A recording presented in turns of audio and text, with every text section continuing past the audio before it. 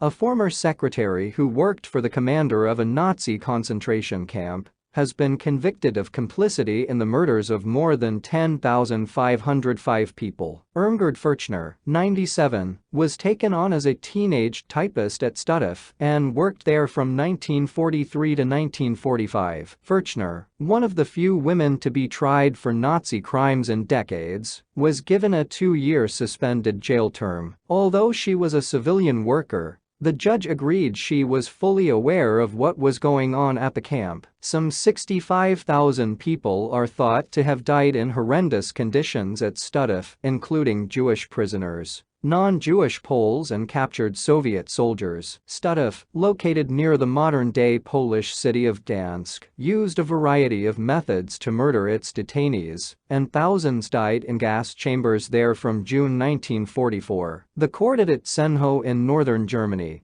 heard from survivors of the camp, some of whom have died during the trial. When the trial began in September 2021, Irmgard Furchner went on the run from her retirement home and was eventually found by police on a street in Hamburg. Stutthof Commandant Paul Werner Hopp was jailed in 1955 for being an accessory to murder, and he was released 5 years later. A series of prosecutions have taken place in Germany since 2011, after the conviction of former Nazi death camp guard John Demjanjuk set the precedent that being a guard was sufficient evidence to prove complicity. That ruling also meant that civilian worker Furchner could stand trial, as she worked directly to the camp commander, dealing with correspondence surrounding Stutthof detainees. It took 40 days for her to break her silence in the trial, when she told the court, "I'm sorry about everything that happened." As she was under 21 at the time, the trial took place in a special juvenile court. "I regret that I was in Stutthof at the time, that's all I can say," she said. Her defense lawyers argued she should be acquitted because of doubts surrounding what she knew,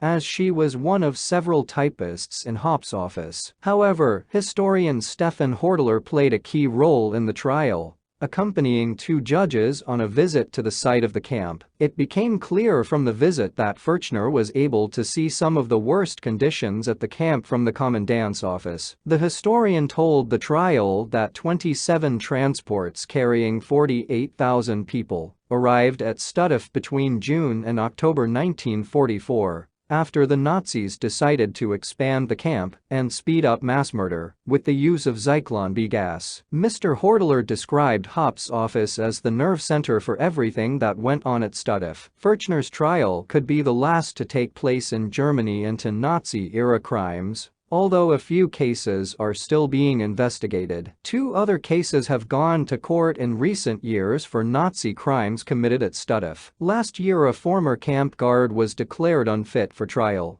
even though the court said there was a high degree of probability he was guilty of complicity. In 2020,